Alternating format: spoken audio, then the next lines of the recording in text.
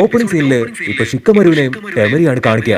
ഷിക്കമരുവിന് ഇപ്പൊ കുട്ടപ്പനെ കണ്ട് ഒരുപാട് സന്തോഷവും തിരിച്ച് കുട്ടപ്പനും അവനെ കണ്ട് നല്ല ഹാപ്പിയാവും. ടെമരിക്കാണെങ്കിൽ ഇപ്പൊ കുട്ടപ്പന്റെ വളർച്ച കണ്ട് അത്ഭുതപ്പെട്ട് ഇത് കുട്ടപ്പൻ തന്നെയാണോ എന്ന് ഒരു മിനിറ്റ് സംശയിച്ചു പോകും. കുട്ടപ്പൻ ചോദിക്കും, അപ്പൊ നീയാണോ എന്റെ ഓപ്പണന്റ്?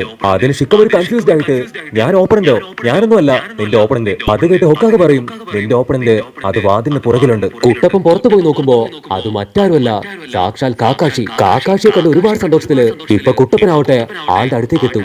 നിങ്ങൾ ഒരുപാട് മാറിപ്പോയി മാസ്റ്റർ. അതിന് കാക്കാഷി പറയും, നീ ഒരുപാട് വലുതായി പോയി, എനിക്ക് നിന്നെ കണ്ടിട്ടേ മനസ്സിലാവുന്നില്ല. ഞാനൊരു സർപ്രൈസ് ഗിഫ്റ്റ് അങ്ങേക്ക് കൊണ്ടുവന്നിട്ടുണ്ടെന്ന് പറഞ്ഞ് നമ്മുടെ സ്വത്തുമണി കുട്ടപ്പനാവട്ടെ ഒരു അഡൽട്ട് ബുക്ക് എടുത്ത് ആളുടെ കയ്യിൽ കൊടുക്കും. അതുകൊണ്ട് കാക്കാഷിക്ക് ഇപ്പൊ ഒരുപാട് സന്തോഷവും. ജിറയമാവനാവട്ടെ ആ ഒരു ബുക്ക് കണ്ട് ഇപ്പൊ വായിൽ വെള്ളം ഊറും. അതേ സമയത്ത് കാക്കാഷി ആ ഒരു ബുക്ക് അത് മുഴുവനായിട്ടും വായിച്ച് ഇപ്പൊ സായുവിദ്യ അടഞ്ഞുകൊണ്ടിരിക്കുകയാണ്. അതുകൊണ്ട് ദേഷ്യപ്പെട്ട് ഇപ്പൊ ഹൊക്കാഗ് പറയും, ബുക്ക് വായിച്ച് രസിക്കേണ്ട സമയമല്ല ഇപ്പോ, നമുക്ക് ഒരുപാട് കാര്യങ്ങള് ഇനിയും ഗ്രാമത്തിന് വേണ്ടി ചെയ്യാനുണ്ട്. അപ്പൊ കുട്ടപ്പൻ ചോദിക്കും, കാക്കാഷി മാസ്റ്റർ നിങ്ങളാണോ ഇപ്പൊ എന്റെ ഓപ്പണന്റ്? അതൊക്കെ ഞാൻ പറയാം, ഇപ്പൊ നീ ടെൻഷൻ അടിക്കണ്ട എന്ന് പറഞ്ഞ് സാക്കുറയോട്, നീ ഇങ്ങനെ കൂളായിട്ട് നിൽക്കണ്ട, നീയും കുട്ടപ്പനുമാണ് ഇപ്പൊ എന്റെ ഓപ്പണന്റ്.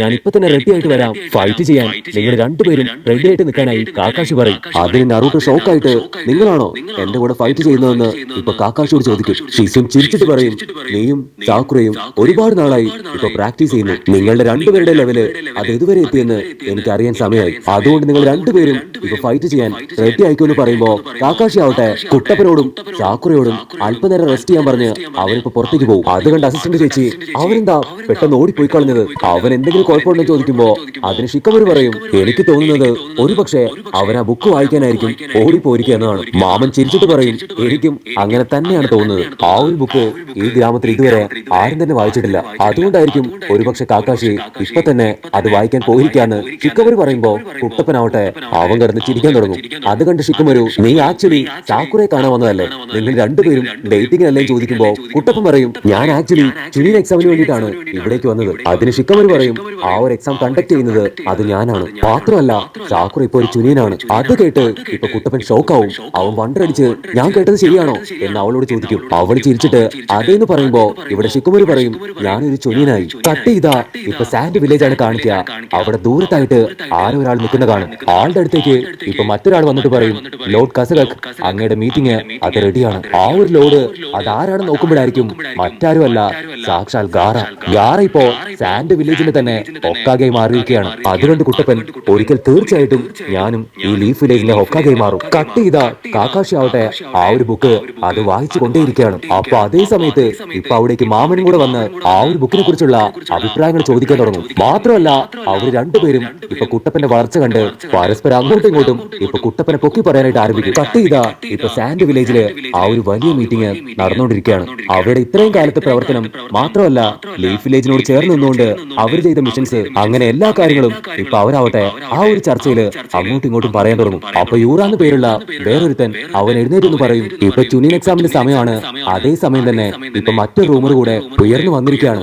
അതൊരു വലിയ സംഘടനയാണ്, അതിന്റെ പേരാണ് അക്കാഷ്കി. അത് കേട്ട് ഗാറ അവൻ കണ്ണു തുറപ്പിച്ച് നോക്കുമ്പോ ഇവിടെ മാമനും കാക്കാഷി ആവട്ടെ അതേ ഓർഗനൈസേഷനെ കുറിച്ചാണ് ഇപ്പൊ സംസാരിച്ചുകൊണ്ടിരിക്കുന്നത്. കാക്കാഷി പറയും, അവര് പുറത്തേക്ക് ഇറങ്ങിയ അത് വലിയ അപകടമാണ്. ഇവിടെ യൂറോ പറയും, അവരെല്ലാവരും നിഞ്ച ക്രിമിനൽസ് ആണ്, മാത്രമല്ല അവരെല്ലാവരും ബിങ്കോ ബുക്കിലുള്ള എസ് റാങ്ക് ക്രിമിനൽസ് ആണ്.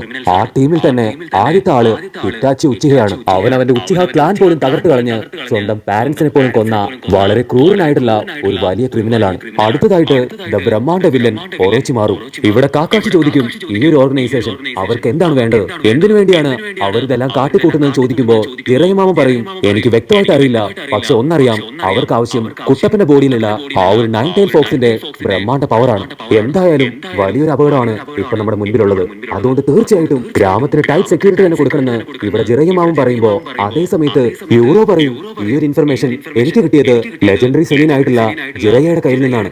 അതനുസരിച്ച് ഇപ്പൊ ഗ്രാമത്തില് വമ്പൻ സെക്യൂരിറ്റിയാണ് നമ്മൾ റെഡിയാക്കിയിരിക്കുന്നത്. ആ ഒരു വില്ലന്മാരുടെ വസ്ത്രധാരണം പോലും വളരെ ഡിഫറെന്റ് ആണ്.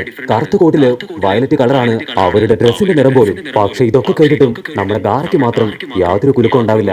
അവർ മീറ്റിംഗ് കഴിഞ്ഞ് ഇപ്പൊ പുറത്തേക്ക് പോകുമ്പോ യൂറോയുടെ അടുത്തേക്ക് ഇപ്പൊ മറ്റൊരാൾ വന്ന് പറയും, നിന്റെ ഇൻഫർമേഷൻസ് എല്ലാം തന്നെ വളരെ കറക്റ്റ് ആണ്. നീ ഇത് കണ്ടുപിടിച്ചില്ലായിരുന്നെങ്കിൽ ഒരുപക്ഷെ ഈ ഒരു ഗ്രാമത്തിന് അത് വലിയ വിപത്തായി തീർന്നേനെ. ഈ ഒരു ഗ്രൂപ്പിനെ കുറിച്ച് ഞാനും ചില കാര്യങ്ങൾ മുൻപ് കേട്ടിട്ടുണ്ട്. അതിന് യൂറോ പറയും, ഈ ഒരു ഗ്രാമത്തിന് ഒരു പോറൽ പോലും ഏൽക്കാൻ ഞാൻ സമ്മതിക്കില്ല. എന്റെ ജീവൻ കൊടുത്തും ഞാൻ അത് സംരക്ഷിക്കുന്നു പറയുമ്പോ അവന്റെ മുഖമൊക്കെ ഇരുണ്ടുകൂടി ഇപ്പൊ അവൻ അങ്ങനെ തന്നെ പൊട്ടിത്തെറിക്ക് പോലെ കാണപ്പെടും. ആക്ച്വലി അവനെ ഇപ്പൊ ആരോ കൺട്രോൾ ചെയ്യാണ്. കട്ട് ചെയ്ത അവര് മുൻപ് പറഞ്ഞ അതേ കറുത്ത കോട്ടിട്ട വയലറ്റ് പുള്ളികളുമായിട്ട് രണ്ടുപേര് ഇപ്പൊ ഗ്രാമത്തിലേക്ക് ചാടി വീഴും. ഇവിടെ യൂറോ പറയും, ഞാൻ ഇത്രയും കാലം പേടിച്ചിരുന്ന ആ ഒരു സമയം അത് എത്തിയിരിക്കുകയാണ്.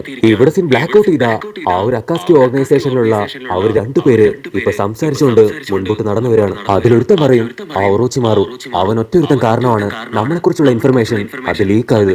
അവൻ പറയും, നീ സഞ്ജയ് തൂക്കിപ്പിടിച്ച് ഇതിപ്പോ എവിടേക്കാ പോകുന്നത്, ഇതിന്റെ ആവശ്യം എന്താണെന്ന് അവൻ ചോദിക്കുമ്പോ സഞ്ജിക്കാരൻ പറയും, എന്റെ പവർ അത് നിനക്കറിയില്ല, ഈ ഒരു സഞ്ജി വെച്ചുകൊണ്ട് എന്റെ കഴിവ് അത് ഞാൻ നിനക്ക് കാണിച്ചു തരുന്നു പറയുമ്പോ കട്ട് ചെയ്ത ഇവിടെ സാക്കുറയും കുട്ടപ്പനും ആവട്ടെ പരസ്പരം സംസാരിച്ചുകൊണ്ടിരിക്കുകയാണ്. അവര് രണ്ടുപേരും എപ്പോഴത്തേതും പോലെ ഇപ്പൊ കാക്കാഷിക്ക് വേണ്ടി വെയിറ്റിംഗ് ആണ്. ഇത്ര നേരമായിട്ടും കാക്കാഷിയെ കാണുന്നില്ലല്ലോ എന്ന് പറയുന്ന അതേ സമയത്ത് കാക്കാഷ് അവിടേക്ക് എത്തും. ഐ എം സോറി, ആക്ച്വലി എനിക്കൊരു ക്ലയന്റിനെ അത്യാവശ്യമായിട്ട് കൊണ്ടുവിടാനുണ്ടായിരുന്നു, അതുകൊണ്ടാണ് ഞാൻ ലേറ്റ് ആയി പോയതെന്ന് പറയുമ്പോ കുട്ടപ്പനും സാക്കുറയ്ക്കും ഒരുപോലെ ദേഷ്യം വരും. കാരണം കാക്കാഷി എപ്പോഴും ഇതുപോലെ ഒരുപാട് കള്ളം പറയും. കാക്കാഷി ആവട്ടെ അവർ രണ്ടുപേരെയും ഇപ്പൊ പ്രാക്ടീസ് ചെയ്യാനായിട്ട് ഒരു സ്ഥലത്തേക്ക് കൂട്ടിക്കൊണ്ടു പോകും. അവിടെ എത്തുമ്പോ നമ്മുടെ കുട്ടപ്പന് അവൻ ചെറുപ്പത്തിൽ പ്രാക്ടീസ് ചെയ്ത എല്ലാ കാര്യങ്ങളും ഓർമ്മ വരും. ഇവിടെയാണ് സാക്കുറ സാസുകയെ അവസാനമായിട്ട് കണ്ടത്. ഒരുപാട് തവണ അവൾ പോകരുത് എന്ന് പറഞ്ഞ് സാസുകയോട് കെഞ്ചും. പക്ഷെ അവനാവട്ടെ അവളുടെ കൈ തട്ടി മാറ്റി അവിടുന്ന് മുൻപോട്ട് പോകും. ഇവിടെ കുട്ടപ്പനും ഇപ്പൊ സാസുകയായിട്ട് ഫൈറ്റ് ചെയ്തത്, അവനുമായിട്ട് ഒരുപാട് സമയം സ്പെൻഡ് ചെയ്തത്, അങ്ങനെ എല്ലാ കാര്യങ്ങളും ഓർത്തുകൊണ്ടേയിരിക്കും. അപ്പൊ അതേ സമയത്ത് കുട്ടപ്പനാവട്ടെ ഒരു മണിയടി ശബ്ദം കേൾക്കും. അവൻ കണ്ണു തുറന്ന് നോക്കുമ്പോഴായിരിക്കും കാക്കാഷി വീണ്ടും പണ്ടത്തെ പോലെ തന്നെ രണ്ട് ബെല്ലെടുത്ത് അവർക്ക് കാണിച്ചു കൊടുക്കും. അതേ പഴയ ടാസ്ക് അത് തന്നെ നിങ്ങൾ എപ്പോഴും ചെയ്യണം. റൂൾസിന് യാതൊരു മാറ്റവും ഇല്ല. നിങ്ങൾക്ക് വേണമെങ്കിൽ ഈ ഒരു ബെല്ലിന് വേണ്ടി എന്നെ കൊല്ലാം, പക്ഷെ എങ്ങനെയെങ്കിലും ഈ ബെല്ല് അത് നിങ്ങൾ കൈക്കലാക്കണം. അതിന് ഞാൻ നിങ്ങൾക്ക് നാളെ വരെ ഇപ്പൊ സമയം തരുന്നു പറയുമ്പോ കുട്ടപ്പനും സാക്കുറയാവട്ടെ അവര് രണ്ടുപേരും ഇപ്പൊ ഗഹനമായിട്ട് ആലോചിച്ചിട്ട് ടാസ്ക് ചെയ്യാൻ റെഡി ആയിട്ട് നിൽക്കും. ഇവിടെ സീൻ ബ്ലാക്ക് ഔട്ട് ചെയ്ത ഇപ്പൊ സാൻഡ് വില്ലേജില് അവിടെ സെക്യൂരിറ്റി വളരെ ടൈറ്റ് ആക്കിയിരിക്കുകയാണ്. അപ്പൊ ലോങ് ഷോട്ടിലായിട്ട് നേരത്തെ കണ്ട ആ രണ്ടുപേര് ഇപ്പൊ ആ ഒരു ഗ്രാമം ലക്ഷ്യമാക്കി നടന്നു വന്നുകൊണ്ടേയിരിക്കുകയാണ്. സെക്യൂരിറ്റീസ് പേടിച്ച് വരച്ച് ഇപ്പൊ യൂറോയോട് കാര്യങ്ങൾ പറയും. യൂറോ ആവട്ടെ അവൻ കൂളായിട്ട് നിന്ന് അവിടെ ഉണ്ടായിരുന്ന സെക്യൂരിറ്റീസിനെ എല്ലാം തന്നെ ഇപ്പൊ തല്ലി കൊന്നുകളയും. എന്നിട്ട് ആ രണ്ടുപേരുടെ അടുത്തേക്ക് പോയി അവരെയും കൂട്ടി ഇപ്പൊ ഗ്രാമത്തിലേക്ക് വരും. ഇവിടെ സീൻ ബ്ലാക്ക് ഔട്ട് ചെയ്ത കാട്ടില് ഇപ്പൊ ജിറയ മാമൻ, ഒക്കാഗെ ആന്റി, അസിസ്റ്റന്റ് ചേച്ചി അവരെല്ലാവരും സാക്കുറയുടെയും കുട്ടപ്പന്റെയും മിഷൻ കാണാനായിട്ട് വെയിറ്റ് ചെയ്ത് നിൽക്കുന്നതോടുകൂടെ ഈ ഒരു എപ്പിസോഡും